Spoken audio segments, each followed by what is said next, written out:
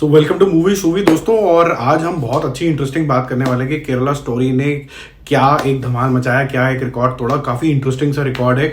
दूसरा, कल मैंने आपको प्रॉमिस किया था कि आज के एपिसोड के अंदर जिसके अंदर हम डिस्कस करेंगे बॉक्स ऑफिस रिजल्ट, तो IB71 का हम ये भी डिस्कस करेंगे कि कितना प्रॉफिट एंड लॉस हुआ, क्या ये प्रॉफिटेबल है कि भी नहीं है, यानी कि इसका बिजनेस एनालिसिस पूरा आपको करके दिखाएंगे।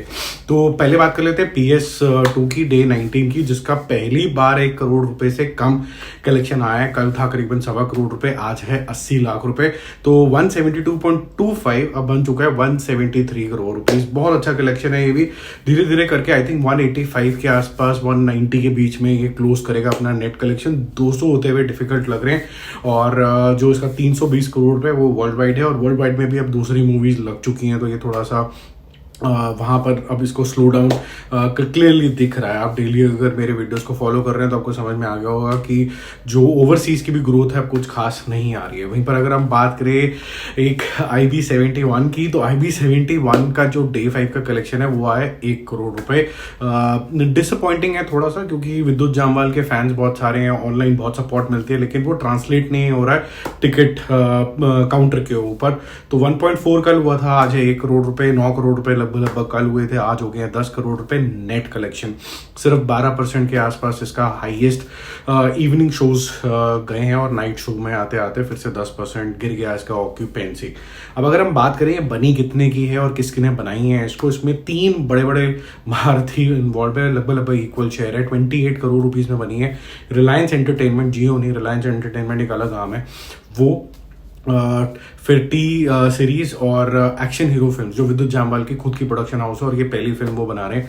तो रिलायंस ने खुद इसका डिस्ट्रीब्यूशन किया, और जो इसकी assumed cost for the theatre है, और वो डिस्ट्रीब्यूटर के साथ फिर शेयर होती है, जो भी अर्निंग आती है बिटवीन डिस्ट्रीब्यूटर एंड एग्जीबिटर, वो एज्यूम करेगी 16 से 17 करोड़ रुपए। अगर 16 से 17 करोड़ रुपए रिलायंस को थिएटर से रिकवर करने हैं, तो उसको लगभग कमाना पड़ेगा 35 लाख रुपए आपको नेट बुकिंग के अंदर। तो नेट बुकिंग अगर हो जाती है इसकी, जो कि आज की डेट में सिर्फ 10 करोड़ रुपए है, 25 करोड़ रुपए और जाना जो कि बहुत डिफिकल्ट लग रहा है, तब जाके ये एक अबव एवरेज टाइप की मूवी होगी, और हिट होने के लिए इसको 40 करोड़ रुपए का आंकड़ा पार करना होगा। लेकिन इस तरीके से कैलकुलेशन नहीं होती है, ये बिजनेस कैलकुलेशन होती है। तो थिएटर्स में हो सकता है ठंडी आपको नजर आए, हो सकता है पूरे पैसे रिकवर ना कर पाए, रिलायंस को एज अ डिस्ट्रीब्यूटर लॉस हो, but OTT, music, in flight, बहुत सारे ऐसे राइट्स हैं जो फिर उसके बाद बिकने शुरू हो जाते हैं। OTT स्पेसिफिकली में लगभग 15 से 16 करोड़ रुपए की डील है हॉटस्टार के साथ। इसका मेरा जो एक और चैनल है मूवी शूवी एक्सप्रेस, उस पर मैं जल्दी कवर करूंगा कि इसकी डेट क्या होगी OTT पे आने की।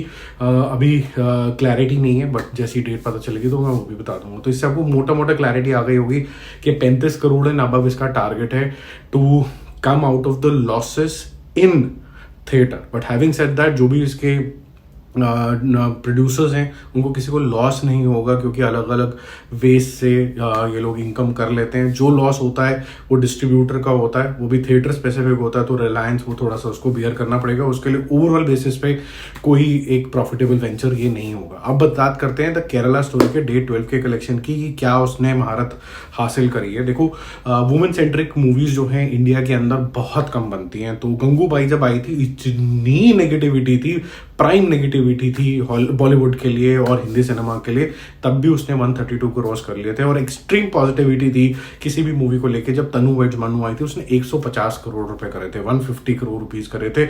इसका रिकॉर्ड द केरला स्टोरी ने, एक वुमेन सेंट्रिक मूवी ने तोड़ दिया है। द केरला स्टोरी का जो डे 12 का कलेक्शन है वो पहली बार कुछ 2 डिजिट से नीचे आया, जो 9 करोड़ रुपए है। कल का जो रिवाइज नंबर आया था वो था करीबन 12 करोड़ रुपए। तो कल 149 था, 149.1 करोड़ रुपीस, और वर्ल्ड वाइड कलेक्शन था 175 करोड़ रुपीस। तो वो अब इंक्रीज होके हो गया 158 करोड़ रुपीस नेट। यहाँ पर जो इवनिंग की ऑक्यूपेंसी है वो भी काफी अच्छी थी, 19.7%, सुपर। तो अब ये वुमेन सेंट्रिक मूवी सबसे ज्यादा चलने वाली ऑफिशियली होगी the Kerala story, and by a fair margin, क्योंकि जो इससे पहले की मूवी थी वो थी 150 करोड़ रुपीस, ये हो गई 158 करोड़ रुपीस। और ये मेरे ख्याल से 200 का आंकड़ा तो बड़ी इजीली पार करेगी। मुझे लगता है जिस स्पीड पे ये जा रही है, तो इसका जो कलेक्शन होगा वो 225 से लेके 250 के नेट के आसपास ये क्लोज करनी चाहिए। बाकी इन किसी भी मूवीज़ के अलावा या इन मूवीज़ में और कोई आपको डिटेलिंग चाहिए तो कमेंट करके बता देना, मैं आपको फिर उसके बारे में और एक अलग से वीडियो बता दूंगा या फिर एक शॉर्ट्स बना के आपको उसके बारे में क्लैरिफिकेशन दे दूंगा।